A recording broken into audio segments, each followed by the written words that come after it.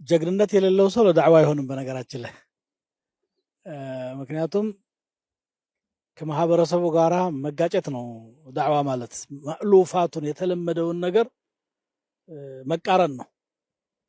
በመጀመሪያው ቀን ነው የሚቆመው ብዙ ሰው ሐቅን እያወቀ ልቡም እያመነበት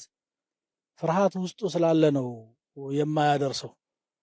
ከማህበረሰቡ ገላላለሁ ሪዝቅ ይቋረጣል ወይም ደግሞ እንግዲህ እንዲህ ይሉኛል ስም የሆነ ነገር ያስባል ረሱላህ ሰለላሁ ዐለይሂ ወሰለም በተላኩበት ሰዓት ላይ መካም ሆነ አረቢያ ላይ ያለ እንደውም ዓለም ላይ ማለት በሚቻል ሁኔታ ሁሉም ሙሽሪክ ነው ያ ሁሉ ማህበረሰብ የሚያምንበትን የጣዖት አምልኮ ውድቅ ነው ተቀባይነት የለውም እናንተ ያላችሁት ድንቁርና ውስጥ ናችሁ ጃሂልያ ነው ብሎ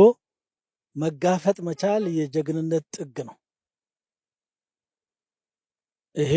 እንግዲህ ጀግንነት ሲባል ጸብ ላይ ብቻ ይመስለዋል ሰው ጦር ሜዳ ላይ መዋጋት ያኮ አልሞት ባይ ተጋዳይም አለ ለዚህ ብሎ ምን ይላሉ ሰውየው በጣም ፈሪ ነበር አሉ አንድ ቀን ግን ጠላቱን ሸሽቶ ዋሻ ውስጥ እንዳለ እዛው ዋሻ መጣበት በጣም የማይጠበቅ ተጋድሎ አደረገ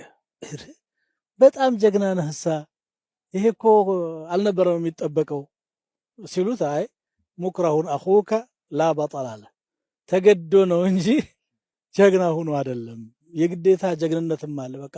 ቁረጭ ነፍስያ ብሎ የሚገባበት ይሄ ዳዕዋ ላይ የነበራቸው ጀግንነት ግን እክቲያሪ ነው በምርጫቸው ነው በቃ ይሄንን ጃሂልያ ማፈራረስ አለብኝ የአላህ ሪሳላ የአላህ አማና ቢኖርም የሳቸው ቁወተ ሸخصيه የማንነታቸው ብርታት እዛ ላይ ይታይ ነበር ራሳቸውንም ቢሆን ስተነው ብሎ ያዩትን ነገር ለማረም በጣም ድፍረቱ ነበራቸው ይሄ የብዙ ሰው ችግር ነው የሰውን አይብና የሰውን ደካማ ጎን ይናገራል ራሱ ላይ ስትታይ ግን